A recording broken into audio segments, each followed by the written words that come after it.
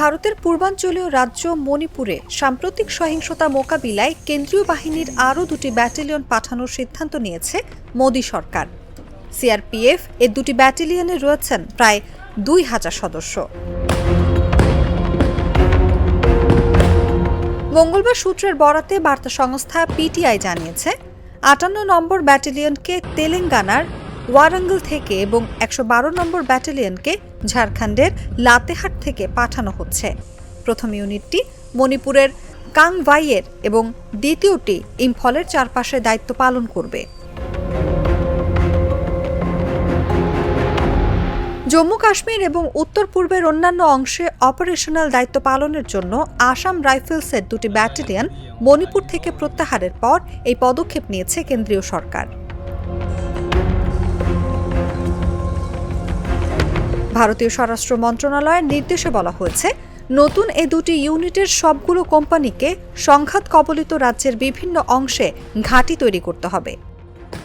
গত বছরের মে মাস থেকে জাতিগত সংঘাতে মণিপুরে পর্যন্ত 200 জনের বেশি মানুষ প্রাণ হারিয়েছেন। এর মধ্যে গত 10 দিনে নিহত হয়েছেন অন্তত 11 জন।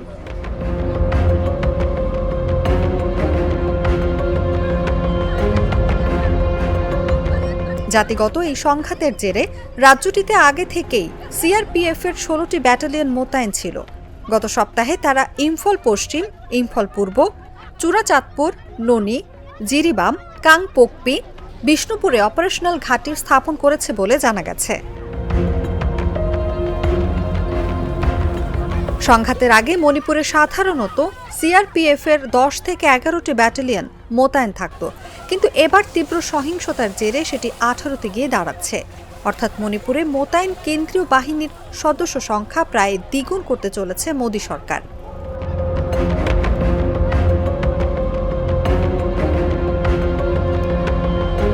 একজন শীর্ষ নিরাপত্তা কর্মকর্তা পিটিআইকে বলেছে, মণিপুরের প্রধান ভূমিকা পালন করবে সিআরপিএফ।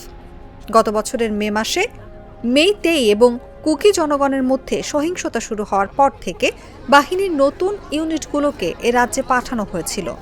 এখন বাহিনীকে শক্তিশালী করা হচ্ছে যাতে আরও ভালো সিদ্ধান্ত নেওয়া যায়।